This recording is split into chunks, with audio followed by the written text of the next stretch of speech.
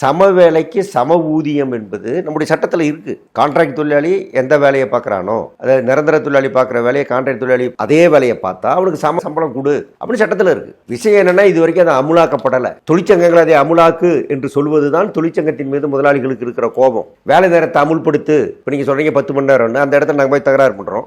வேலை நேரத்தை அமுல்படுத்து என்று தொழிற்சங்கம் கேட்கிறது. ஆகவே தொழிற்சங்கம் ஆகாது. ஆக தொழிற்சங்கம் பிடிக்காமல் இருப்பதற்கு காரணமே ஏற்கனவே இருக்கிற சட்டத்தை அமுல்படுத்து என்று கேட்பதுதான். அப்ப இப்ப என்ன பண்றாங்கன்னா, அந்த சட்டத்திலேயே மோசமான திருத்தங்களை கொண்டு வரும். உதாரணமாக இப்ப சட்டத்தை பத்தி ஒரு இவ்வளவு பேசுறாரு, மோடி பேசுறாரு, மற்றவங்க பேசுறாங்க. ஏற்கனவே சட்டத்தில் என்ன இருக்குன்னா, 100 பேரும் அதற்கு மேலும் பணியாற்றக்கூடிய ஒரு தொழிற்சாலைக்கு ஸ்டாண்டிங் ஆர்டர் நிலையான சட்டம் பொருந்தும், இதர சட்டங்கள் பொருந்தும் அப்படின்னு இருக்கு. இப்போ இந்த சட்ட தொகுப்புல என்ன பண்றாங்கன்னா, இந்த 100ங்கிறத 300 ஆக்குறாங்க. 300 பேருக்கு மேல் வேலை பார்க்குற தொழிற்சாலைக்கு தான் நிலையான சட்டம் பொருந்தும், மற்ற சட்டங்கள் பொருந்தும் என்று மாற்றுகிறார். அப்படின்னா 299 பேர் வரை பணியாற்றக்கூடிய தொழிலாளிகள் சட்டத்தை விட்டு தூக்கி வெளியே எறியப்பட்டு விட்டார். அவனுக்கு சட்டமே பொருந்தாது. சட்டம் ஒரு 75% தொழிலாளிகளுக்கு பொருந்தாது என்று சொல்லுவதற்கு ஒரு சட்டம். அந்த சட்டத்துக்கு இவ்வளவு பெரிய டமாரம்.